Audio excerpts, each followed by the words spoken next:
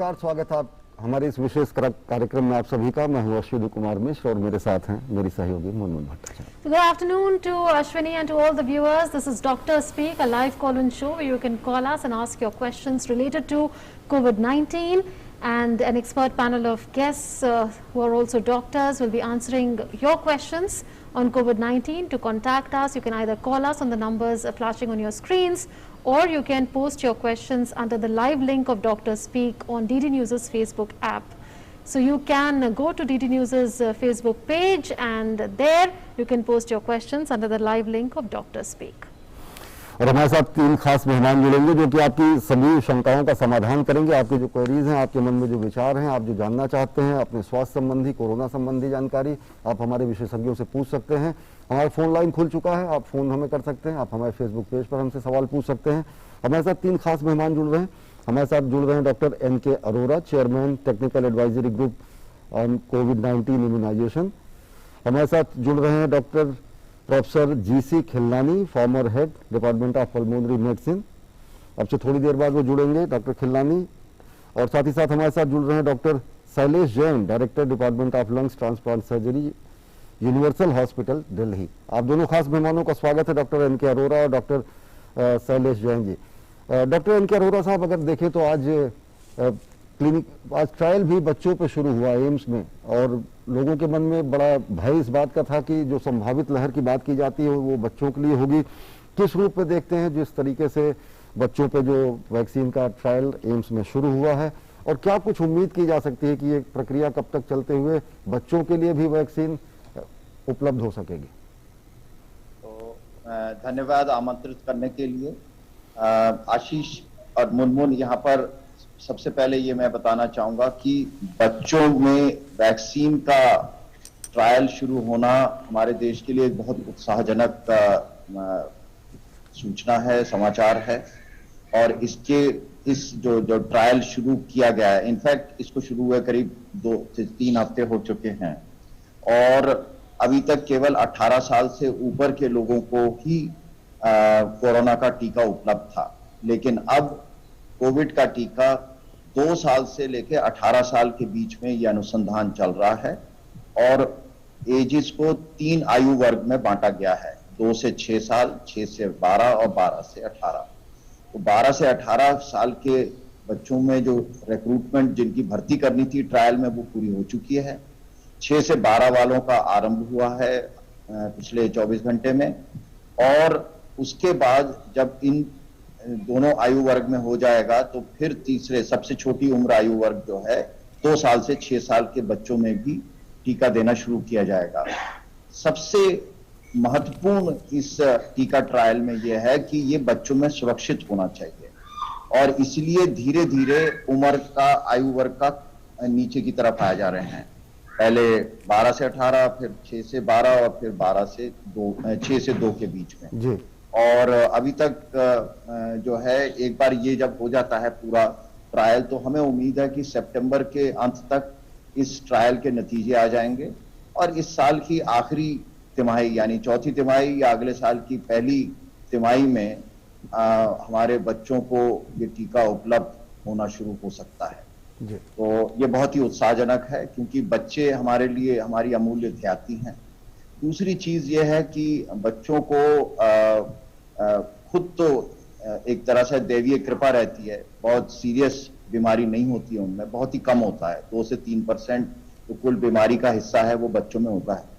लेकिन महत्वपूर्ण यह है कि ये बच्चे बाहर से इन्फेक्शन लाके घर में ला सकते हैं, घर से स्कूल में ले जा सकते हैं, टीचर्स से इन्फेक्शन हो सकता है। तो एक संक्रामक फैलाव के लिए ये बच्चे महत्वपूर्ण कड़ी बनते हैं, और अगर इनमें टीका लगा दिया जाए तो वो फिर वो कड़ी तोड़ी जा सकती है। और दूसरी एक और चीज भी है, और जो दूर से एक दूरदर्शिता को प्रदर्शित करेगी कि अगर हम बच्चों को टीकाकरण कर दें तो क्या ये मुमकिन है कि आगे आने वाले कई सालों तक इन बच्चों को कोई दोबारा टीका करने की जरूरत नहीं पड़े, और ये लोग एक तरीके से कोविड के प्रति इनमें प्रतिरोधक क्षमता बनी रहे। तो कई मसले हैं, लेकिन अभी शुरुआत एक बहुत ही उत्साहजनक है, और उम्मीद है कि बड़ी जल्दी हमारे बच्चों को वैक्सीन मिलना प्रारंभ हो सके। जी जी Dr. Jain, state after state is unlocking now, and there is a declining trend in COVID-19 cases. The second wave is on the wane. New cases are now a little over 60,000, lowest in 75 days. Daily positivity rate is below 5%. For the 8th straight day, it's at 3.45%. So as states unlock, as more and more people head out to hill stations and elsewhere to enjoy the weather, so to say, what are the precautions that they must follow? I feel that the mistake which we did after the first wave, that mistake should not be repeated again. Unlocking the hill station and social gathering, political rallies, all should be strictly prohibited, I personally feel. Second, we should not forget that there is only two ways to save yourself from COVID. First is COVID appropriate behavior. You must follow strict COVID appropriate behavior, social distancing, mask and hand sanitization. And second, like Dr. Arora is leading the vaccination drive in our country, as soon as you got the chance to get vaccinated yourself by any vaccine, just go for it and get vaccinated yourself.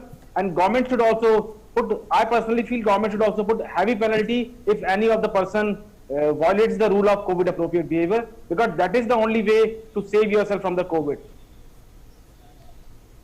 जी निश्चित तौर से doctor Arora आपसे भी जानना चाहेंगे कि जिस तरीके से मुनमुन ने कहा कि बहुत सारे राज्यों में अनलॉक की प्रक्रिया है, लेकिन अभी भी भले ही पिछले 75-76 दिनों में सबसे कम मामले आए हैं, तब भी 60,000 के आसपास के मामले कम नहीं होते, यानी कि खतरा तो अभी भी बरकरार है। लोग ये मान के चलते कि नहीं बस हम पार कर लिए हैं, लहर खत्म हो गई है, जो कि अगली लहर की वजह भी बनती है। पिछली बार भी ऐसा देखने को मिला। क्या कहेंगे दर्शकों को? तो एक छोटी सी कहावत है कि सावधानी हटी और दुर्घटना घटी। डॉक्टर साहब से मैं पूर्णतः सहमत रखता हूं कि कॉम्प्लिसेंसी या लापरवाही जो है हमारे लिए बहुत चिंताजनक रहेगी। तो सामाजिक और समारोह और एक तरीके से जैसा लगे कि अभी तक हम जेल में बंद थे और निकले भागे, वो मेरी सबसे विनती रहेगी कि उस चीज की तरफ जरूर ध्यान दें, क्योंकि केसेस कम हुए हैं, पॉजिटिविटी कम हुई है, लेकिन कोरोना वायरस कहीं गया नहीं है, वो अभी भी हमारे बीच में है।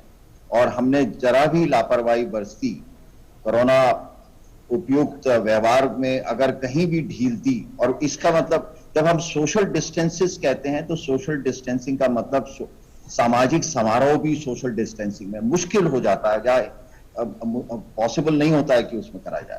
तो डॉक्टर साहब से मैं पूर्णतः सहमत हूं कि हम लोगों को सावधानी हर समय बना के रखनी होगी, क्योंकि कोरोना हमारे पास अभी है, हमारे आसपास, हमारे घरों के पड़ोस में, हमारे घर में है अभी, तो हम लोगों को बहुत विशेष सावधानी रखनी पड़ेगी। जी Dr. Jain,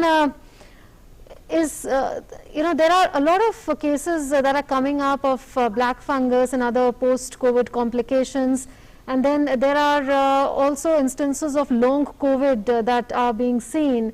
So what would you say to those who keep wondering whether they've been reinfected, why are symptoms still persisting, why can't they still smell and taste despite weeks having passed of they having tested positive?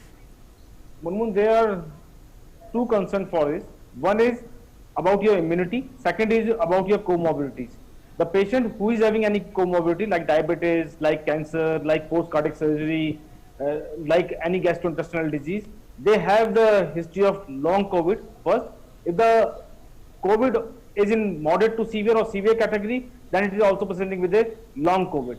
But now we have to understand for the black fungus, since now the cases of the black fungus have been on the reducing trend, but we have to understand the black fungus is because of our carelessness attitude, it is because of irrational use of the steroid, it is because of irrational control of your diabetes, it is because of irrational use of humidifier or water in the oxygen delivery system, it is because of irrational use of steam, because recently one study came from the Bangalore in which you have to consider your nasal immunity also. If you are taking 10 times or 15 times steam, the nasal cilia, which is help to protect the nasal epithelium and mucosa, it is getting destroyed. That is the reason of the black fungus.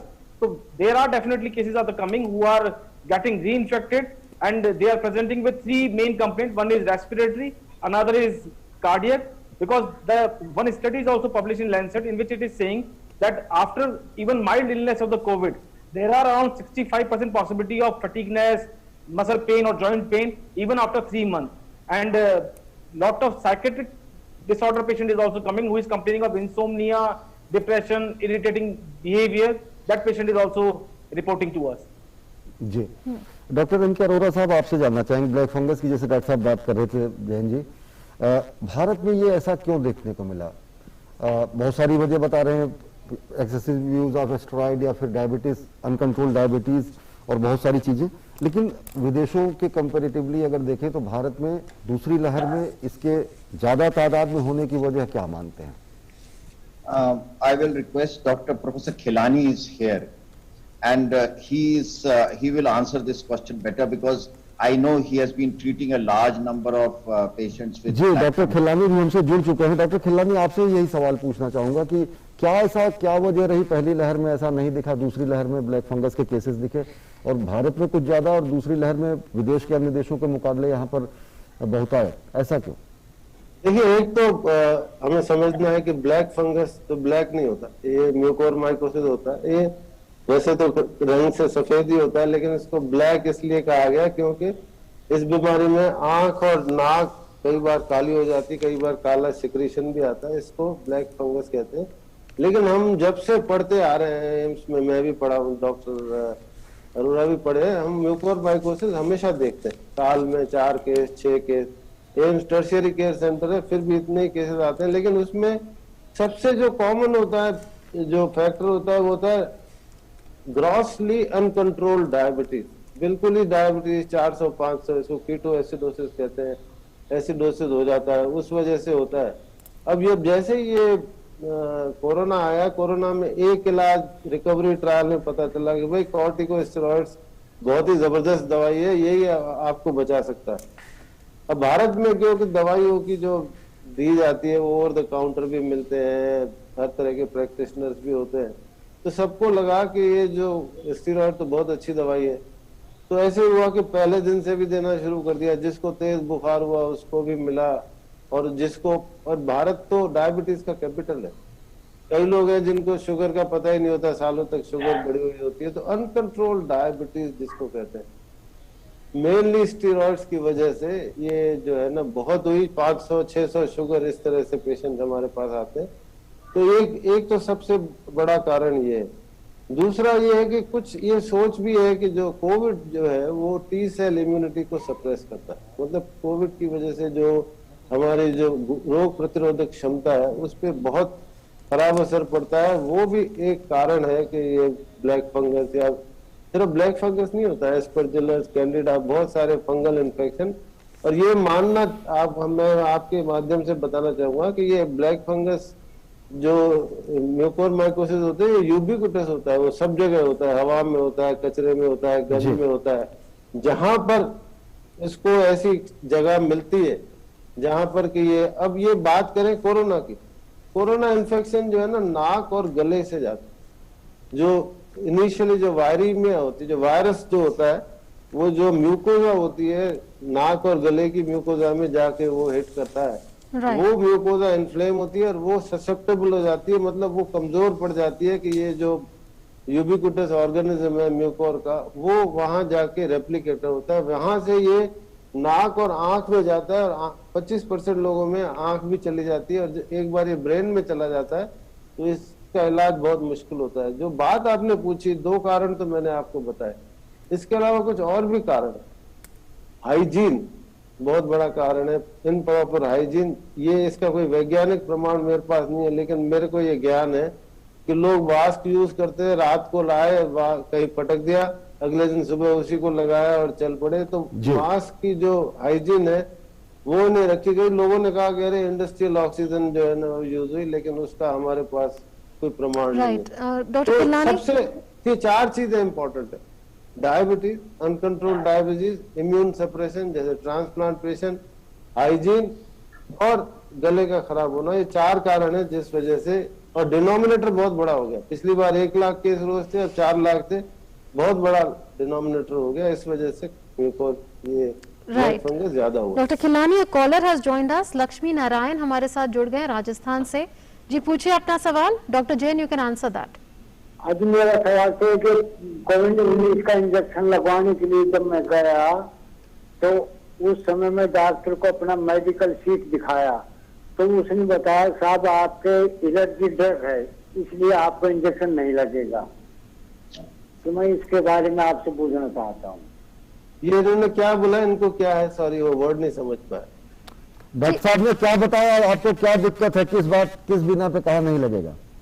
वह साहब उन्होंने ये बताया कि आपके medical sheet दिखाई ना उसको, जी जी, तो उसमें 10-12 जो टैबलेट में मेरे रिएक्शन करी थी तो उन्होंने कहा कि आपको इंजेक्शन नहीं लगेगा। आपकी बीमारी क्या है, आपका इलाज किस चीज का चल रहा है? इलाज अभी नहीं, पहले कभी करवाया जाए एलर्जी ड्रग का, एलर्जी थी कुछ समय पहले। ये मैं नहीं कह सकता मैं कौन डॉक्टर साहब थे और जिन्होंने ऐसे कहा कि ये शुरू से वैक्सीन हेजिटेंसी की बात चली आ रही है कि भाई ये शुरू में जब कोवैक्सीन दी जाती थी, जब ये फेज 3 ट्रायल के रिजल्ट्स नहीं आए थे, तब उस प्रोफॉर्म में होता था कि आपको एलर्जी है तो कई बार मना कर दिया जाता है। लेकिन अब ये साफ हो चुका है कि अब देखिए 40% लोगों को एलर्जिक राइनाइटिस होती है, 5 से 10% लोगों को एस्थमा होती है, स्किन एलर्जी बहुत लोगों को होती है। ये कोई कॉन्ट्रा इंडिकेशन नहीं होती है। शुरू में ये हुआ कि जो ब्लड थिनर लेते हैं ये भी कॉन्ट्रा इंडिकेशन नहीं है। अब सिर्फ दो ही कॉन्ट्रा इंडिकेशन रह गई है, जो गर्भवती महिलाएं हैं उनको जो है ना नहीं देते, और अभी बच्चों में जब तक अप्रूवल आए तब तक नहीं देते। बाकी हर बीमारी में होने पर, बल्कि जिसको बीमारियां होती हैं वो तो प्रायोरिटी लिस्ट में आती है। लेकिन अगर किसी को एनाफाइलैक्सिस जो बीमारी होती है, जो किसी को पेनिसिलिन से कभी हो गई हो, जानलेवा जान का खतरे होने वाली रिएक्शन होती है, उनको ये सलाह दी जाती है कि वो इंजेक्शन स्कूल वगैरह में ना लगाएं, वो एक अस्पताल की सेटिंग में लगाएं। तो इनको फिर से डॉक्टर के पास जाना चाहिए और उनको बताना चाहिए कि मुझे ये बताया गया है कि वैक्सीन मुझे लगानी चाहिए और जरूर लगवाएं वैक्सीन। कोई मिसअंडरस्टैंडिंग हुई है, कोई गलतफहमी हुई है, इस वजह से आपको पता किया। मैं यहाँ पर एक मुनमुन यहाँ पर मैं एक इन कॉलर साहब को एक उनके माध्यम से बाकी लोगों को बताना चाहूंगा कि टीका जो है, जिनको कोमॉर्बिडिटीज हैं, इनको दिल की बीमारी हो, ब्लड प्रेशर हो, डायबिटीज हो, कैंसर हो, कुछ और कोई भी बीमारी हो, ऐसे जो व्यक्ति हैं और बड़ी उम्र के लोग हैं, उनमें अगर कोरोना हो जाए तो अस्पताल में दाखिल होने की और मृत्यु की संभावना 20 गुना ज्यादा होती है। तो असल में वैक्सीन का सबसे बड़ा लाभ ऐसे व्यक्ति को होता है जिसको पहले से कोई बीमारी है।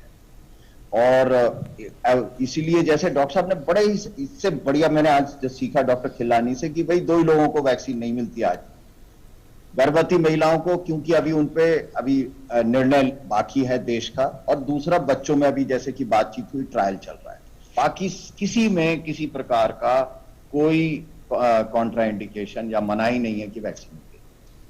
जी डॉक्टर साहब, वही जो आप बात करें, शैलेश जी आपसे भी जानना चाहेंगे, दर्शक हमारे क्लियर हो जाए इस मुद्दे पर।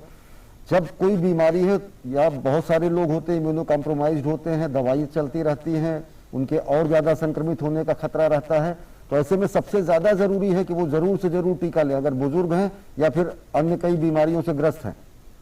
ये बिल्कुल समझ ले, जैसे अरोड़ा सर ने या खिलानी सर ने बोला, जो भी कोमॉर्बिड कंडीशन है, चाहे आपको थायराइड की डिजीज है, चाहे आपको दिमाग में कोई दिक्कत हो रही है, चाहे आपको हार्ट डिजीज है, आपको डायबिटीज है, आपको अस्थमा है, पेट की कोई बीमारी है, आपको कैंसर है, आपको अगर कोरोना होता है तो एक दूसरे मनुष्य की तुलना में आपको सीवियर और आईसीयू एडमिशन की ज्यादा संभावना है। तो आप प्रायोरिटी लिस्ट के अंदर आते हैं, आपको वैक्सीन डेफिनेटली लगवाना चाहिए।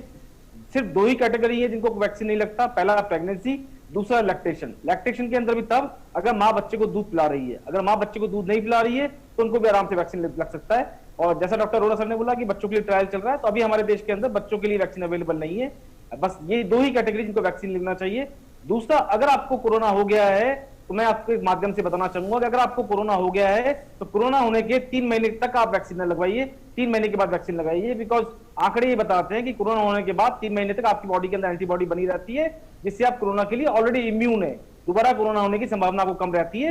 इसलिए कोरोना होने के बाद आप 3 महीने के बाद वैक्सीन लगवाइए। डॉक्टर जीसी खिल्लानी जी, जैसा जयंत साहब ने कहा है, क्लैरिटी चाहूंगा, प्रेग्नेंट वुमन और लैक्टेटिंग मदर, इनका स्टेटस क्लियर कर दें। नहीं, वो एक्चुअली ये रिसेंटली हुआ है कि जो लैक्टेटिंग है, जो नर्सिंग मदर्स हैं, उनको वैक्सीन लग सकती है, ये सरकार ने अलाउ कर दिया। दूसरे देशों में प्रेगनेंसी में भी अलाउड है, डेवलप्ड कंट्री में। यहाँ अभी उसकी, जैसे डॉक्टर अरोरा ने बताया, उसकी अभी उसमें निर्णय बाकी है।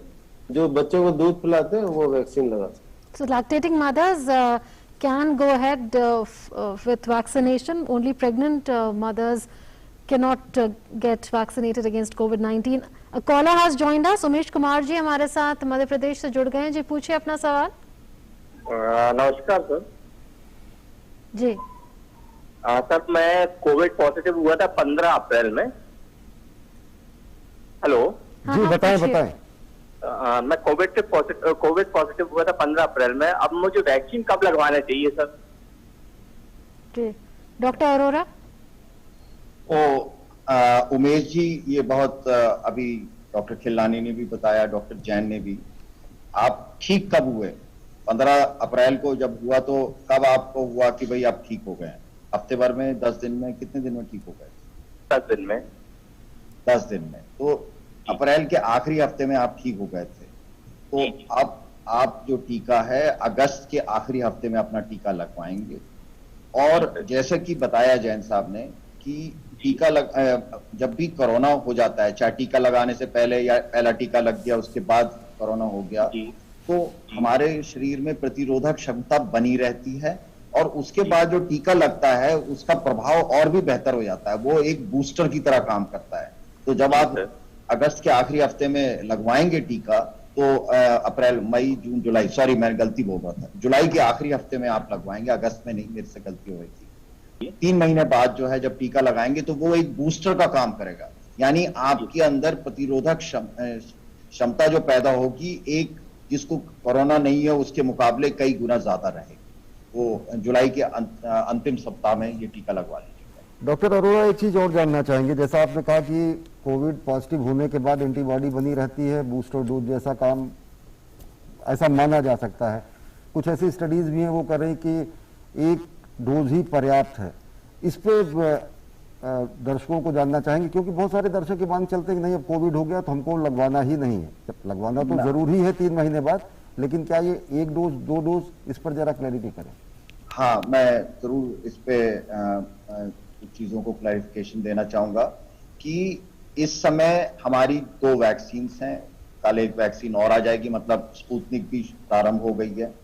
तो इन सब में 2-2 डोजेस देनी है और अभी कोई ऐसा विचार नहीं चल रहा कि सिंगल डोज दी जाए, डबल डोज ही दी जाएगी। लेकिन महत्वपूर्ण बात यह है कि जिसको 1 डोज भी लग जाती है उसके अंदर बचाव और प्रतिरोधक क्षमता पैदा होने लगती है। अभी पीजीआई चंडीगढ़ से रिपोर्ट आई स्वास्थ्य कर्मियों के बीच में, एक रिपोर्ट अभी 2-3 दिन पहले वेल्लोर से आई, तो एक दक्षिण भारत से, एक उत्तर भारत से, और ये देखा गया कि जो हमारे डेल्टा वेरिएंट है, जो यहाँ पर जिसने ये पूरी वेव करी थी, उसके अगेंस्ट भी जो है प्रतिरोधक क्षमता बनी रहती है, चाहे 1 टीका लगा हो या 2 टीके लगे हों। लेकिन 2 टीके लगवाना अत्यंत आवश्यक है, इस बारे में कोई संशय, कोई मन में एक परेशानी नहीं होनी चाहिए। 2 ही टीके हैं। 1 टीके एक तरह से जिसको हम कहते हैं पार्शियली इम्यूनाइज्ड, आधा अधूरा वो प्रतिरोधक क्षमता करने वाला है, और हम चाहेंगे कि हमारे लोगों में पूरी तरह से प्रतिरोधक क्षमता पैदा हो। जी डॉक्टर खिल्लानी, एक सवाल आपके लिए हमारे फेसबुक पेज पर आया है। सुनील कुमार पूछते हैं कि मेरा कोविड पॉजिटिव स्टेटस आया है, मुझे डॉक्टर खिल्लानी से पूछना है कि डॉक्टर कहते हैं कि लंग्स में फाइब्रोपैरेन्काइमल बंद है। ही वांट्स टू नो कि ये क्या है, आप हिंदी में जवाब दीजिए। हाँ, नहीं मैं हिंदी में ही बोलूंगा। जो है ना, देखिए ऐसा है, जो कोविड होता है वो निमोनिया होता है, बेसिकली फेफड़े को इफेक्ट करता है। दोनों, अक्सर ये दोनों फेफड़ों में होता है। जब भी कभी चोट लगती है, तो जब हल्की फुल्की चोट लगती है तो उसमें कोई स्कार नहीं बनता। जब कभी गहरी चोट लगती है तो उसमें एक स्कार बनता है। इसी तरह से इसी को मैं इसको एग्जाम्पलीफाई करूं, मतलब जो फेफड़े में अगर बहुत से तेज निमोनिया होता है, या तो होता है कि बिल्कुल हीलिंग नॉर्मल हो जाए और फेफड़ा बिल्कुल नॉर्मल हो जाए, लेकिन कुछ प्रतिशत केसेस में वो 5% से कम होते हैं, और वो उनमें होता है जिनमें सीवियर निमोनिया होती है, उसमें स्कारिंग होती है, जिसको कि लंग फाइब्रोसिस या पल्मोनरी फाइब्रोसिस भी कहते हैं, कि ये सब में नहीं होता। और ये फाइब्रोसिस जो होता है ये सीटी स्कैन से दिखता है। और जो मरीज को कैसे पता चलेगा कि उसको ये फाइब्रोसिस की संभावना है, वो ऐसे पता चलता है कि जिनको सीवियर निमोनिया होती है, जो अस्पताल में भर्ती रहते हैं, ऑक्सीजन की जरूरत होती है, उसके 3-4 हफ्ते बाद जब वो चलना फिरना शुरू करते हैं, कुछ तंदुरुस्त हो जाते हैं, तो उनको फिर सांस फूलने लगती है। आजकल ऑक्सीमीटर सबके पास होता है, तो वो जब ऑक्सीमीटर देखते हैं कि 96, 97 था और चलना शुरू किया थोड़ा तेज तेज, तो वो गिर के 85, 90 हो गया। ये एक इंडिकेशन होता है कि लंग की जो डिफ्यूजन कैपेसिटी है, उसकी जो क्षमता है, हालांकि जो कि हम जानते हैं फेफड़े का काम होता है कि ऑक्सीजन अंदर लेना और कार्बन डाइऑक्साइड को बाहर फेंकना। तो ये जब अगर 4-6 हफ्ते के बाद भी अगर आपको चलने फिरने में सांस फूलती है, आपको खांसी होती है और आपके चलने के बाद ऑक्सीजन की मात्रा 3% से ज्यादा कम हो जाती है, तो इसका मतलब इसमें शक है कि लंग फाइब्रोसिस हो सकता है। और इसके लिए आपको फिर पल्मोनोलॉजिस्ट से या फिजिशियन से जांच करानी होगी। वो आपको एक फॉर्मल 6 मिनट वॉक टेस्ट कहते हैं या लंग फंक्शन टेस्ट करेंगे, जरूरी समझेंगे तो सीटी स्कैन करेंगे, और उससे पता चलता है कि लंग फाइब्रोसिस डेवलप हो रहा है या हो गया है, और उसका विशेष इलाज होता है। लेकिन आपको डराना नहीं चाहता, ये नहीं करना कि हर आदमी जाके सीटी स्कैन कराने, वो बिल्कुल गलत होगा। पहले ये जानना है कि आपकी लंग की क्षमता कम है, अगर वो कम है तो उसके बाद अगर डॉक्टर समझेंगे तो जरूरी उसको सीटी कराएंगे। बहुत रेयर होता है जिसको रेजिडुअल फाइब्रोसिस इतना हो कि उसको इनकैपेसिटेट हो जाए, हमेशा लाइफ लॉन्ग ऑक्सीजन पे हो, उसको भी कम करने की दवाइयां होती है। वो इसका व्याख्यान करना शायद यहाँ उचित नहीं होगा, तो इतना ही मैं आपको समझा सकता। जी, हमारे साथ एक कॉलर जुड़ गए हैं, विवेक शर्मा मुजफ्फरनगर से। जी पूछिए अपना सवाल, आस्क योर क्वेश्चन। मैडम नमस्कार। हेलो जी पूछिए अपना सवाल। मैडम मैं पूछना चाहता हूँ, ये कोविशील्ड जो वैक्सीन है, ये जो 18+ की वैक्सीन है और 45+ की वैक्सीन है, क्या दोनों एक ही हैं? डॉक्टर एम के अरोरा जी, ये जो कंफ्यूजन है जरूर आप दूर करें। ये सवाल मैंने पहली बार सुना, बहुत बहुत धन्यवाद ये सवाल पूछने के लिए। कोविशील्ड 18 साल से लेकर के आखिर तक एक ही वैक्सीन है। इसी तरीके से कोवैक्सीन भी 18 साल से ऊपर। हुआ यह है कि इस कंट्री ने और बाकी देशों में भी, क्योंकि वैक्सीन की उपलब्धता असीमित नहीं है, तो जो प्रायोरिटी ग्रुप्स होते हैं उनको पहले दिया जाता है। तो जैसे पहले फ्रंटलाइन वर्कर्स थे, 60 साल से ऊपर वाली उम्र वाले थे, फिर 45 से 60 वालों को, और अब 18 से 45 वालों को। वैक्सीन एक ही है। कल अगर बच्चों में भी दी जाएगी तो वो कोविशील्ड वैक्सीन तो वही रहेगी। हो सकता है अगर जरूरत पड़े तो डोज में ऊपर नीचे किया जा सकता है, लेकिन वैक्सीन वही रहती है बड़ों में छोटों में, क्योंकि शरीर के अंदर प्रतिरोधक क्षमता जो पैदा करनी होती है उसके लिए जो पदार्थ होता है, जो प्रोटीन होता है, वो एक ही होता है। और लेकिन बहुत छोटे बच्चों में कई बार उसकी मात्रा कम है। जी doctor Jain, Suman Nag is asking, उनको अप्रैल में कोरोना हुआ था, क्या डी डाइमर टेस्ट कराना जरूरी है? There is a lot of confusion among people on blood investigations, should they be carried out necessarily after a covid infection? Hindi में जवाब दीजिए कि क्या उनको ये सारे टेस्ट कराने जरूरी? मुनमुन, हमें पहले ये देखिए कि हम कौन सी कैटेगरी के अंदर फॉल करते हैं, माइल्ड, मॉडरेट, सीवियर। अगर आपको अप्रैल के अंदर कोविड हुआ और माइल्ड टाइप का कोविड हुआ जिसमें आपका ऑक्सीजन लेवल हमेशा 95 के ऊपर रहा है, तो जो बेसलाइन इन्वेस्टिगेशन होते हैं ड्यूरिंग कोविड हम लोग कराते हैं, जिससे हम CBC, CRP, LFT, KFT, LDH और फेरिटिन बोलते हैं। अगर आपको कोविड मॉडरेट या मॉडरेट टू सीवियर कैटेगरी का हुआ है और उस दौरान आपका IL-6, इंटरल्यूकिन 6 का लेवल या डी डाइमर का लेवल बढ़ा हुआ होता है, और कोविड से रिकवर होने के बाद भी, रिकवर होने का मेरा मतलब सिर्फ नेगेटिव होना नहीं है, कोविड से रिकवर होने का मतलब है कि आपका ऑक्सीजन सैचुरेशन वापस नॉर्मल आ गया है। अगर उसके बाद आपको कोई सिम्टम डेवलप नहीं होते हैं लंग्स के, आपको सांस नहीं फूलता है, आपको ऐसा नहीं लगता है कि मेरे रिकवर होने के बाद मेरी कंडीशन दोबारा खराब हो रही है, तो आपको डी डाइमर टेस्ट करवाने की कोई आवश्यकता नहीं है। जी डॉक्टर साहब, एक और लोगों के मन में विचार रहता मुनमुन कि लोग ठीक हो जाते हैं, बहुत सारे लोग कोमार्बिड रहते हैं, बहुत सारे जांच की प्रक्रिया में उलझे रहते हैं कि नहीं हम लंग्स हमारा सिटी स्कैन वो सब बहुत सारी चीज़ें सोशल मीडिया और दूसरी जगहों पर चलते चलते आधे लोग इस बात के आदी हो जाते हैं कि नहीं हम हर जांच करा लें। कोई व्यक्ति अगर ठीक हो गया है, उसे बहुत सारी दिक्कतें नहीं है, तो क्या उसको जांच की तरफ भागना चाहिए? डॉक्टर एन के अरोड़ा। बिल्कुल समझे, आप चाहे कोविड नेगेटिव हो गए हैं, कोविड से आप रिकवर हो गए हैं और आपको डिस्चार्ज कर दिया गया है, आपके सिम्टम्स आपको नहीं है, तो सिर्फ 4 ही कंडीशन में आपको डॉक्टर्स को रिपोर्ट करना है या अपनी जांचें करानी है। पहला, अगर आपका परसिस्टेंट फीवर 100 डिग्री से ज्यादा रहता है, अगर आपको फीवर 99.5 के आसपास रहता है तो that is a normal phenomena, उसके लिए घबराने की जरूरत नहीं है। बट अगर आपका फीवर 100 से ऊपर जाता है तो that is a matter of worry, पहला। दूसरा, अगर आपका ऑक्सीजन का लेवल 90 से 92 के बीच में रहता है या 90 से कम जाता है तो आपको डॉक्टर की सलाह जरूर लेनी चाहिए। तीसरा, अगर आपकी हार्ट रेट, जो पल्स ऑक्सीमीटर के अंदर 2 चीजें आती हैं, एक हार्ट रेट, एक ऑक्सीजन का लेवल, अगर आपका हार्ट रेट 120 के ऊपर जा रहा है तो डॉक्टर की सलाह जरूर लेनी चाहिए। चौथा, अगर आपको कोई भी नया सिम्टम डेवलप हो रहा है, जैसे मान लीजिए आपको धुंधला दिखाई देना स्टार्ट हो जाता है, नाक से काला पानी आना स्टार्ट हो जाता है, आपकी एकदम से सांस ज्यादा फूलने लग जाती है, या आपके पैरों में सूजन हो जाती है, या और कोई नया सिम्टम आता है कि पेशाब में खून आ रहा है या लैट्रिन में खून आ रहा है, उस कंडीशन के अंदर आपको डॉक्टर की सलाह लेनी चाहिए। जी doctor Arora, there are questions related to side effects also that are coming in. Kumar Prabhat ये कह रहे हैं कि उनको 1 महीने पहले कोरोना वैक्सीन का पहला डोज लगा था, तब से अब तक उनका सर दर्द नहीं जा रहा है, तो वो ये कह रहे हैं कि क्या कारण है कि ऐसा है? तो यहाँ पर मैं ये बहुत महत्वपूर्ण है कि आपने ये नोटिस किया है कि आपको सर दर्द हो रहा है। अगर ये हल्का सर दर्द है और आपने डॉक्टर को दिखाया है और उसने कहा कि कोई विशेष बात नहीं, क्योंकि सर दर्द एक ऐसी चीज है, कई बार हम वैसे ही परेशान हो जाए कि हमने टीका लगवाया उसकी वजह से सर दर्द है, लेकिन अगर सर दर्द एक अनयूजुअल तरीके से, आपको पहले कभी सर दर्द नहीं हो रहा था और अभी बहुत तीव्र सर दर्द हो रहा है जो आपको परेशान कर रहा है, साथ में अगर सर दर्द के साथ उल्टियां भी हो रही हैं, तो वो चिंता की बात है और वो वैक्सीन का दुष्प्रभाव हो सकता है।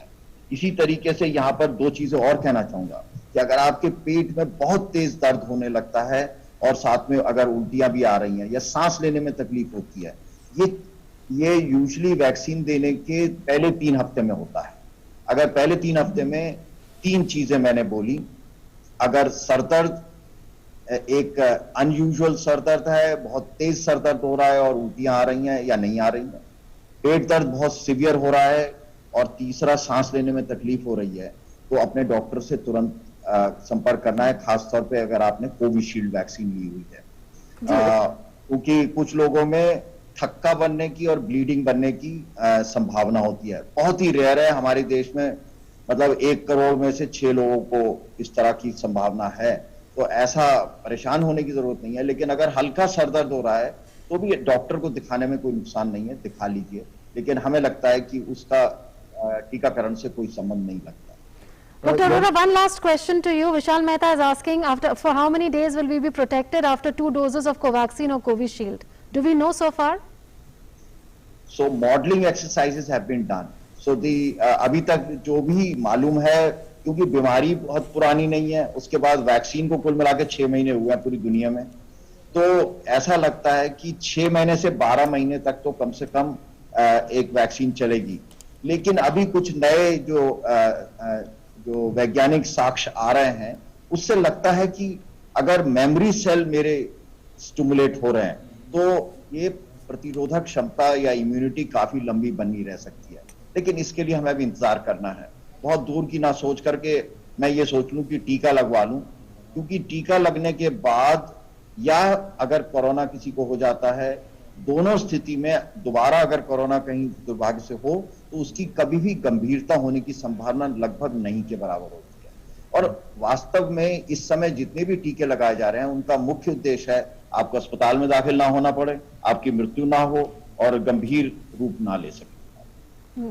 बहुत बहुत शुक्रिया हम कहेंगे डॉक्टर एन के अरोड़ा को, बहुत बहुत शुक्रिया हमसे जुड़ने के लिए और विस्तार से अपने विचार साझा करने के लिए और दर्शकों की शंकाओं को का समाधान के लिए। शुक्रिया डॉक्टर एन के अरोड़ा। हमारे साथ 2 खास मेहमान जुड़े हुए हैं, हमारे साथ हैं डॉक्टर GC खिल्लानी साहब और हमारे साथ हैं डॉक्टर शैलेश जैन जी। डॉक्टर शैलेश जैन जी, आपसे जानना चाहेंगे, इससे पहले अभी जब वैक्सीनेशन की ही बात हो रही थी, मुनमुन से भी सवाल जो हमारे दर्शकों ने पूछा, कुछ लोगों को दिक्कतें आती हैं वैक्सीन लगवाने के बाद, लेकिन कुछ लोग बगैर लगवाए भी बहुत सारी दिक्कतें मन में पाल के चलते हैं कि इससे ये हो जाएगा, ये दिक्कत होगी। बहुत सारे मिथक और भ्रम हैं लोगों के मन में, और बड़े मतलब अजीबोगरीब भी हैं। उन सब के बारे में आप कहेंगे कि जो भ्रम चल रहे हैं उनके बारे में, उन शंकाओं को समाधान करने के लिए आप क्या कहेंगे डॉक्टर जैन? देखिए, 3 भ्रम जो मैंने सोशल मीडिया के ऊपर नॉर्मली नोटिस किए हैं। पहला कि वैक्सीन इनफर्टिलिटी करती है, नपुंसकता करती है। तो बिल्कुल समझ लीजिए, चाहे कोवैक्सीन हो या कोविशील्ड हो, इससे आपको नपुंसकता जैसे कोई सिम्टम्स नहीं आते।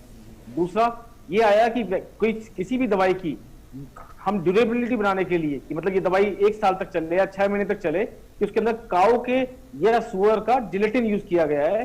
तो ना कोवैक्सीन के अंदर, ना कोविशील्ड के अंदर, ना काऊ का और ना सुअर का, क्योंकि ये यहूदियों के अंदर और मुसलमानों के अंदर ये माना जाता है कि सुअर का मांस वर्जित है। तो मैं आपके माध्यम से स्पष्ट तौर पर बताना चाहूंगा कि दोनों में किसी तरह का कोई भी मांस यूज नहीं किया गया है। तीसरा जो रिसेंटली अभी काफी सोशल मीडिया के ऊपर टीवी पे चल रहा था कि चुंबकीय शक्तियां जिसे हम बोलते हैं ह्यूमन मैग्नेटिज्म का बन जाना वैक्सीन के अंदर, वैक्सीन की वजह से, तो ये बिल्कुल समझिए वैक्सीन की वजह से ह्यूमन मैग्नेटिज्म तभी बनेगा या तो वैक्सीन के अंदर कोई मेटल प्रोडक्ट हो, दूसरा या वैक्सीन बॉडी में जाके कोई मैग्नेटिज्म जनरेट कर रही हो। तो वैक्सीन के अंदर कोई मेटल प्रोडक्ट नहीं है, और दूसरा वैक्सीन अंदर जाके कोई मैग्नेटिज्म वाला काम नहीं करती है। जो चुंबकीय शक्ति की बात कर रहे हैं, तो मैंने कल भी किसी एक चैनल पे कहा था कि आप जिन भी लोगों को ये चिपक रही हैं, ये चीजें 3 वजह से चिपकती हैं, या तो आपके सरफेस ऑयल की वजह से, या सरफेस फ्रिक्शन की वजह से, या सरफेस टेंशन की वजह से। तो आप एक बार ये जरूर देखें कि जो भी चिपक रहा है उन लोगों को ज्यादा चिपकेगा जिन लोगों के शरीर पे बाल नहीं होंगे। तो एक बार आप उस सिक्के के ऊपर पाउडर लगा के देख लीजिए, पाउडर लगाने के बाद नहीं चिपकेगा। बिकॉज हमने ऑलरेडी स्टडी भी किया है कि जिन पेशेंट को कोरोना हो गया है या जिन्होंने 2 वैक्सीन ले लिए हैं, उनका MRI एक ऐसा फील्ड होता है जिसमें हाई मैग्नेटिक फील्ड जनरेट किया जाता है। उसके अंदर अगर आप 1 रुपये का सिक्का भी लेके जाएंगे तो मशीन अपनी तरफ खींचती है। तो जिन लोगों को 2 वैक्सीन लग चुका है उसके अंदर इस तरह का कोई नोटिस नहीं किया गया कि MRI रूम के अंदर जाने के बाद किसी तरह का मैग्नेटिक फील्ड वो जनरेट कर रहे हैं। तो ये तीनों भ्रांति अपने मन से बिल्कुल निकाल दीजिए। कोविड वैक्सीन, जैसे डॉक्टर अरोड़ा सर ने ही बोला, इट इज 100% सेफ। और उससे भी इंपॉर्टेंट है कि वैक्सीन ही एक ऐसी मात्र चीज है जो एज ए सीट बेल्ट काम करती है। ये बिल्कुल समझ लीजिएगा, ये सीट बेल्ट काम करती है। ये गारंटी नहीं है आपको बचाने का, बट ये इस चीज की गारंटी देती है कि अगर आपको कोरोना हो जाएगा तो कोरोना होने की वजह से आपको हो सकता है अस्पताल में भर्ती ना होना पड़े, ICU एडमिशन की जरूरत कम पड़ेगी और आपकी जान जाने की संभावना कम रहती है, जो काम गाड़ी में बैठने के बाद सीट बेल्ट करती है। और दूसरा होता है एयर बैग गाड़ी के अंदर। तो ये समझिए आपने वैक्सीन भी लगा लिया और एज ए एयर बैग अगर आप कोविड अप्रोप्रिएट बिहेवियर का यूज कर रहे हैं तो अपने आप को काफी हद तक कोविड से बचा सकते हैं। बट ये बिल्कुल समझ लीजिएगा, कोविड अप्रोप्रिएट बिहेवियर प्लस दोनों वैक्सीन आपकी गारंटी नहीं है कोरोना होने की, बट वो आपको इस चीज की गारंटी देते हैं कि आपको जो कोविड होगा वो मॉडरेट टू सीवियर कैटेगरी का नहीं होगा, जिसमें ICU हॉस्पिटलाइजेशन की या जान जाने की संभावना ज्यादा होगी। और वही बहुत बड़ी बात है, क्योंकि बहुत ज्यादा घातक स्थिति में लोग पहुंच जाते हैं। हमारे कॉलर भी जुड़े हुए जी, रोहन लाल हमारे साथ एटा से जुड़ गए हैं। जी पूछिए अपना सवाल। सर मैंने करीब 1.5 महीना पहले सर मुझे बुखार आया था, हाथ पैरों में पटकन पड़ी थी। तो एक डॉक्टर साहब ने मुझे दवाई बताई थी, डॉक्सी, विटामिन C और अल्थ्रोमाइसिन और आरवैक्सिन और ये मल्टीविटामिन जिंक। सर मैंने ये दवाई 7 दिन पहले खा ली थी। फिर मेरे भाई को कोरोना हो गया था, 10 दिन बाद उनके संपर्क में रहा था। फिर मैंने फिर यही दवाई 5 दिन फिर और पर खा ली मैंने। तो सर इससे कोई ये मतलब ब्लैक फंगस वगैरह तो नहीं हो सकता सर? जी डॉक्टर जैन। इससे ब्लैक फंगस होने की कोई संभावना नहीं है क्योंकि आपकी दवाइयों के अंदर आपने स्टेरॉइड नहीं लिया है, पहली बात। दूसरी बात ये बिल्कुल समझ लीजिए कि आप इंटरनेट पढ़ के या किसी अपने दोस्त की सलाह से दवाइयां मत लीजिए, बिकॉज आपने इवरमेक्टिन की जो डोज है वो भी ज्यादा मात्रा में खाई है। इन हर मेडिसिन जो होती हैं वो एक टाइट्रेटेड और मॉनिटर्ड सुपरवाइज तरीके से खानी चाहिए। ऐसा नहीं होना चाहिए कि कोई ड्रग आज ओवर द काउंटर अवेलेबल है तो आपने दवाई वाले की सलाह से या अपने दोस्त की सलाह से दवाइयां खा ली। दवाई को उचित मात्रा में खाना बिल्कुल जरूरी है। डॉक्टर GC खिल्लानी साहब, आपसे जानना चाहेंगे, एक जब प्रोटोकॉल था, जिस तरीके से हमारे दर्शक ने भी बताया कि सारी दवाएं उनको याद है, लोगों के मन में चलता था, वो खाते भी थे, दूसरों को भी प्रिस्क्राइब करते थे। अब आइवरमेक्टिन खास तरीके से और कुछ दवाएं जो है उस प्रोटोकॉल से हटा दी गई, वो क्या कुछ वजह रही? और क्या ये माना जाए कि उस दौरान जिन लोगों ने इसका सेवन किया वो अपने हिसाब से ही ठीक हुए, इन दवाओं का उसमें कोई लेना देना नहीं था, खास तौर से आइवरमेक्टिन और अन्य जो प्रोटोकॉल से दवाएं हटाई गई हैं? देखिए, ऐसा है कि ये जो विपदा आई कोरोना की, ये एक वायरल डिजीज है। और वायरल फीवर के बारे में आपने बहुत बार सुना होगा कि अगर आप एंटीबायोटिक खाओगे तो 7 दिन में ठीक होगे और नहीं खाओगे तो 1 हफ्ते में ठीक होगे। ये कहावत है। जी अपने कहावत इसलिए है, ये कहावत है कि इसकी दवाइयां या तो नहीं होती हैं या बहुत कम होती है, लेकिन इस कहावत के बाद बहुत सारी वायरल बीमारियां हैं जिनकी दवाइयां आई हैं निजात। HIV की भी दवाई आ गई, लेकिन उसमें समय लगा। तो कोरोना जब दवाई आई तो सबसे पहले शोध होने में 10 साल लगते हैं किसी भी एंटीबायोटिक या एंटीवायरल के लिए। तो वैज्ञानिकों ने खोजा कि ऐसी कोई दवाई हो जो कि इम्यूनिटी को मॉड्यूलेट कर सके। हाइड्रोक्सीक्लोरोक्विन एक ऐसी दवाई है जो इम्यूनिटी को मॉड्यूलेट करती है, और उसकी थोड़ी सी स्टडीज आई जिसमें ये लगा कि वायरल लोड, वायरल की मात्रा हाइड्रोक्सीक्लोरोक्विन देने से कम हुई। ये छोटी छोटी स्टडीज आई, बड़ी स्टडीज नहीं आई, क्योंकि विपदा थी, पेंडेमिक था, बहुत मुसीबत आई हुई थी। तो ये सोचा गया कि हाइड्रोक्सीक्लोरोक्विन एक लाइफ सेवर ड्रग है। पर जब उस पर फर्दर शोध हुआ तो फिर ये पता लगा कि WHO ने भी ट्रायल की, सॉलिडेरिटी ट्रायल भी आई, रैंडमाइज कंट्रोल ट्रायल आई। उसमें पता चला कि हाइड्रोक्सीक्लोरोक्विन से जो बीमारी है वो माइल्ड से मॉडरेट में नहीं तब्दील होने से नहीं बचाती है, इसलिए तकरीबन उसको छोड़ दिया गया। लेकिन फिर उस समय ये भी हुआ कि शायद इसकी प्रोफाइलेक्टिक वैल्यू भी हो, तो आप हफ्ते में 2 गोली खाओ तो बचे रहोगे। वो भी धीरे धीरे, आइवरमेक्टिन दवाई कीड़े मारने की दवाई होती है, एंटी पैरासिटिक दवाई होती है, लेकिन इसका भी इम्यूनो मॉड्यूलेटरी इफेक्ट होता है। इसमें कुछ स्टडीज आई हैं जिसमें ये पता चला कि फीवर जल्दी खत्म हो जाता है इसको लेने से। कोरोना की बात कर रहा हूँ। लेकिन जो बड़ी स्टडी आई वो journal of American medical association में पब्लिश हुई, जिसको रैंडमाइज ट्रायल होती है कि आप 1000 लोगों को दवाई दें, 1000 लोगों को दवाई की जगह प्लेसिबो दें, फिर आप देखें कि क्या असर हुआ। तो वो नेगेटिव ट्रायल थी, तो उन्होंने कहा कि आइवरमेक्टिन का कोई फायदा नहीं होता। तो ये मैं आपको बताना चाहता हूँ, इसका बहुत इम्प्लीकेशन है हमारे पब्लिक के लिए कि जो भी हम दवाइयां देते हैं, चाहे हाइड्रोक्सीक्लोरोक्विन देते थे या आइवरमेक्टिन देते थे या एजिथ्रोमाइसिन देते थे या डॉक्सीसाइक्लिन देते थे, हमारे पास कोई स्ट्रॉन्ग वैज्ञानिक प्रमाण नहीं है कि उससे कोरोना ठीक होता है। उसके वजह उसका इम्प्लीकेशन ये है कि मरीज हमारे पास वापस आता है 5 दिन बाद के डॉक्टर साहब आपने तो 5 दिन की दवाई दी, हमने ली, लेकिन हमें तो अभी बुखार चल रहा है।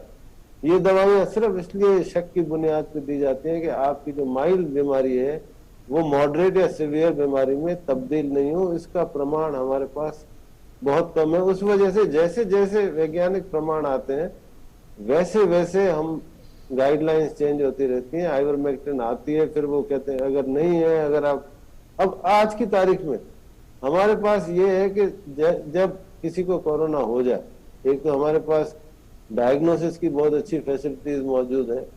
जैसे ही आपको कोरोना डायग्नोज हो, आप अपने आप को आइसोलेट करें, अपने आप को मॉनिटर करें, आपका बुखार मॉनिटर करें, अपना सैचुरेशन मॉनिटर करें। अगर आपको सांस में तकलीफ होती है तो एकदम डॉक्टर को बताएं, समय पर इलाज कराएं, समय पर कॉर्टिकोस्टेरॉइड स्टार्ट करना वो डॉक्टर स्टार्ट करेगा, कोई भी खुद से स्टार्ट ना करे। इसी से ही हमारी मौत की दर जो इटली में 15 से 20% हुई थी, सीवियर एल्डरली में हमारे यहाँ 3.5% से घट के 1.2%, ये दवाइयों से कम नहीं हुई है। ये सिर्फ इस नॉलेज से कम हुई है कि दवाई कब देनी चाहिए, कब अस्पताल में भर्ती होना चाहिए। बाकी जो दवाइयां जो बिल्कुल हमें, जिसका हमारे पास प्रमाण है, वो है कॉर्टिकोस्टेरॉइड, वो है हमारे पास रेमडेसिविर, ये, और तीसरी एक दवाई जो आईसीयू में यूज होती है टॉसिलिजुमैब, वो पब्लिक के लिए नहीं है। ये 3 दवाइयां हैं जिनका कोई प्रमाण है हमारे पास कि दवाइयां ही कारगर है। बाकी सपोर्टिव ट्रीटमेंट, केयर और प्रॉपर हॉस्पिटलाइजेशन, ऑक्सीजन, इससे बचाव होता है। तो ये आप समझे कि डॉक्टर जो भी आपको देता है वो सोच समझ के आपके हित में ही देता है, लेकिन पड़ोसियों के कहने से और सोशल मीडिया के कहने से प्लीज दवाई ना करें। Thank you. A caller has joined us, Satish from Karnataka. Please ask your question. Sir, मेरा बेटा 13 साल का है, उसको कोविड हुआ था 1 महीने से पहले। अभी वो असिम्टोमेटिक था, उसको हमने इधर तालुका हेल्थ ऑफिस में दिखाया। वो 3 दिन आइवरमेक्टिन और डॉक्सीसाइक्लिन दिए थे। अभी ठीक है। अभी 1 महीने के बाद उसको थोड़ा बुखार आया था, हमने दिखाया और भी चेक भी किया, उसको पॉजिटिविटी नहीं है। और उसका सीआरपी सीरोलॉजी टेस्ट किया, सीआरपी 21 है और थोड़ा यूरिन इन्फेक्शन है। ये उसकी वजह से, कोविड की वजह से ये होता है क्या है सर उसको? जी डॉक्टर खिलनानी। हाँ, ये बहुत अच्छा सवाल पूछा है उन्होंने और ये बहुत मेरे ख्याल से बेस्ट सवाल है इस समय का। जो सी रिएक्टिव प्रोटीन जो सीआरपी होता है, ये नॉन स्पेसिफिक मार्कर होता है इन्फ्लामेशन का। हालांकि इसकी बड़ी इंपॉर्टेंस है हमारे मैनेजमेंट में कोविड के। अगर आपको यूरिन इन्फेक्शन होगा, चाहे आपको लंग का इन्फेक्शन होगा या गॉल ब्लैडर का इन्फेक्शन होगा या बुखार होगा, कोई किसी तरह का भी बुखार होगा, उसमें सीआरपी बढ़ सकता है। तो इनके सुपुत्र को हो सकता है कि 1 महीने बाद कोई और बुखार हुआ, उसकी जांच होनी चाहिए। लेकिन ये जो लॉन्ग कोविड जब हम बात करते हैं ना, ये बहुत इंपॉर्टेंट है, स्पेशली ये सेकंड वेव में जिसमें कि डेल्टा वायरस आया है। मरीज को माइल्ड इलनेस होती है या मॉडरेट इलनेस होती है, वो ठीक हो जाता है, वो अच्छा महसूस करने लग जाता है। उसके 2 हफ्ते बाद, 3 हफ्ते बाद, 4 हफ्ते बाद उसको फिर बुखार सा लगने लग जाता है। जैसे डॉक्टर जैन ने बताया कि भाई बुखार अगर 99.5 से नीचे है तो आप उसकी चिंता नहीं करें। लेकिन मरीज को तकलीफ होती है, मरीज कहता है मुझे भाई बुखार लग रहा है, मुझे ठंड लग रही है, मुझे अच्छा नहीं लग रहा है, मेरी भूख बंद हो गई है, मैं काम नहीं कर सकता हूँ। तो ऐसे मरीजों को फिर टेस्ट कराए जाते हैं कि सीआरपी ज्यादा हो जाए या डी डाइमर भी कराते हैं लोग, जैसे कि आपने शुरू में कहा। तो ये जो सीआरपी जो बाद में बढ़ता है, ये इनके बेटे के लिए रेलेवेंट नहीं है, मेरे ख्याल उनको चिंता की जरूरत नहीं है। लेकिन सीआरपी जो बाद में जो बढ़ता है, बहुत तेज बढ़ता है, साथ में सांस में तकलीफ हो जाती है, बीमार बहुत लगने लग जाता है, भूख खत्म हो जाती है, उसको हम कहते हैं हाइपर इम्यून डिसरेगुलेटेड सिंड्रोम। मतलब आपकी इम्यूनिटी हाइपर रिएक्ट कर रही है, वायरस जो कि मर चुका है, वो वायरस पॉजिटिव। इसकी जो फर्दर जांच है वो उस खुद को इलाज नहीं कर सकते। इसके लिए आपको जरूरी है कि आप डॉक्टर से सलाह लें। किसी के भी कहने से कॉर्टिकोस्टेरॉइड ना लें। आप कॉर्टिकोस्टेरॉइड लेंगे तो आपका सीआरपी जरूर कम हो जाएगा और आपको अच्छा भी लगने लगेगा, लेकिन वो आपके लिए घातक होगा। तो इसलिए प्लीज आपसे सलाह है कि आप अपने बेटे को किसी पीडियाट्रिशियन को या फिजिशियन को दिखा के, अगर मेरे से आप पूछे तो आपको बिल्कुल चिंता की जरूरत नहीं है। अगर इसका बुखार ठीक हो गया, सीआरपी अपने आप हमने देखा है कि धीरे धीरे करके ठीक हो जाता है, अगर आपको कोई सांस की तकलीफ नहीं है। थैंक यू जी डॉक्टर जैन, इससे पहले हम लोग वैक्सीन से जुड़े मिथक पर चर्चा कर रहे हैं। आपने बड़ी अच्छी बात कही थी, वो थोड़ा सा एक बार और बताएं। बहुत सारे चैनलों पर सब चीज़ें चली भी कि कहीं चम्मच चिपक जा रहा है, जबकि स्टील नहीं, मैग्नेटिक इफेक्ट में स्टील नहीं जुड़ता है।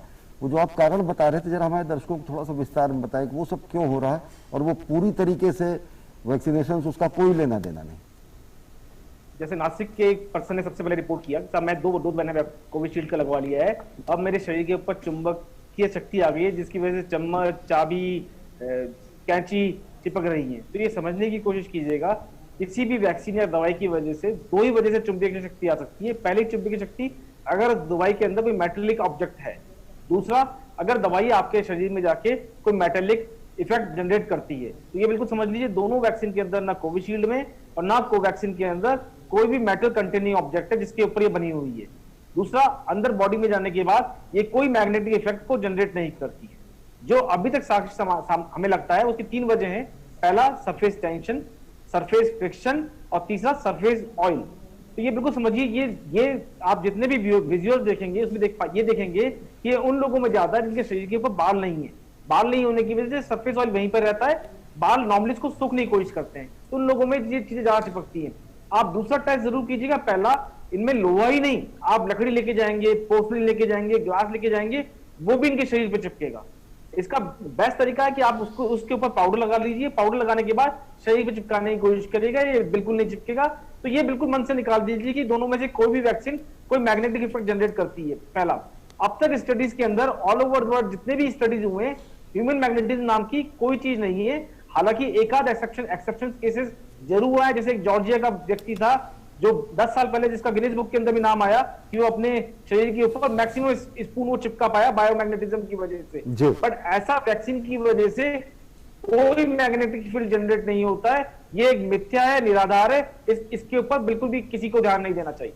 Dr. Kilani, a question has come on Facebook. Pradyot Mukherjee is asking, it's related to contraindication. He's saying there's a couple who are senior citizens in their 60s, husband has an immunity problem, wife has low platelets. Is it safe for them to take the vaccine?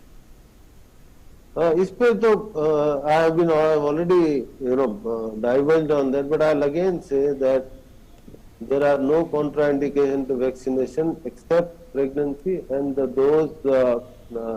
children where it has not been approved. But their question is very valid. If the platelets are dangerously low, that is if they are less than 50,000, and then they go for vaccination, there is likely to be little more bruise there, there is likely to be little bit of bleeding which can occur, so they should be a little more careful. If the platelets are more than 50,000, they just don't have to worry about it.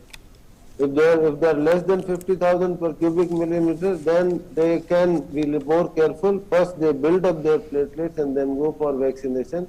And when they go for vaccination, they can take little ice or something, and put it there so that, the bleeding stops more quickly. Otherwise there is no contraindication. जी बहुत बहुत शुक्रिया हम कहेंगे अपने दोनों खास मेहमानों का। बहुत बहुत शुक्रिया प्रोफेसर जी.सी. खिल्लादी साहब और डॉक्टर शैलेश जैन जी जुड़ने के लिए और हमारे दर्शकों को शंकाओं का समाधान करने के लिए। और चलते चलते हम यही कहेंगे कि मास्क बेहद ज़रूरी है, कोविड अप्रोप्रिएट बिहेवियर बहुत ज़्यादा ज़रूरी है और सबसे ज़्यादा उससे भी ज़्यादा ज़रूरी वैक्सीनेशन के बाद भी ज़रूरी है मास्क, लेकिन वैक्सीनेशन के जब स्लॉट मिले तो वैक्सीनेशन भी बेहद ज़रूरी है। And if any of your questions were not answered today, you can try again, post your queries on Facebook or call us between 3 to 4 in the afternoon. Thanks for watching. नमस्कार।